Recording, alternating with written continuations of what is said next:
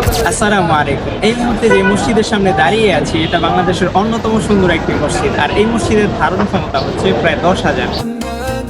على الحبيب أحمد يا أحباب يلا صلوا عليه دائما وأبدا صلوا على محمد على প্রায় ৩০০ কোটি টাকা ব্যয়ে নির্মিত রাজধানীর মাদানী এভিনিউতে অবস্থিত মসজিদ আল মুস্তফা।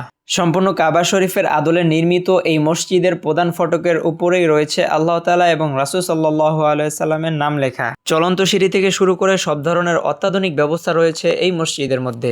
নারীদের জন্য এবং পুরুষদের জন্য আলাদা নামাজের ব্যবস্থা এবং একসাথে 11,000 মানুষ এই মসজিদটিতে নামাজ আদায় করতে পারেন। আর এই মসজিদটি এমনভাবে ডিজাইন করা হয়েছে যাতে সবসময় প্রাকৃতিক আলো বাতাস এর মধ্যে প্রবেশ করতে পারে। আর এই মসজিদের অন্যতম একটি বৈশিষ্ট্য হলো প্রতিটা ফ্লোর থেকেই ইমাম সাহেব বা খতিব সাহেবকে খুব সুন্দরভাবেই দেখা যায়। অজুখানাগুলো নান্দনিক স্টাইলে ডিজাইন করা হয়েছে, বেসিং দেওয়া হয়েছে, দাঁড়িয়ে অজু করার ব্যবস্থা রয়েছে এবং বাংলাদেশে সচরাচর যেভাবে অজু করা হয় অর্থাৎ বসে, সেই ব্যবস্থাও এখানে রয়েছে। রমজান মাসে এখানে 2 থেকে 3,000 মানুষের ইফতারের আয়োজন করা হয়। আমরা যেহেতু শুক্রবারে সেখানে গিয়েছিলাম, জুমার নামাজের পর থেকেই ইফতারের আয়োজন চলছিল। ভলান্টিয়াররা খুব সুন্দরভাবে দস্তরখানা বিছিয়ে দিচ্ছিলেন এবং প্লেট বিছিয়ে দিচ্ছিলেন। এই মসজিদের এক্সাক্ট লোকেশন হলো ইউনাইটেড ইউনিভার্সিটির পাশে অর্থাৎ মাদানী এভিনিউ।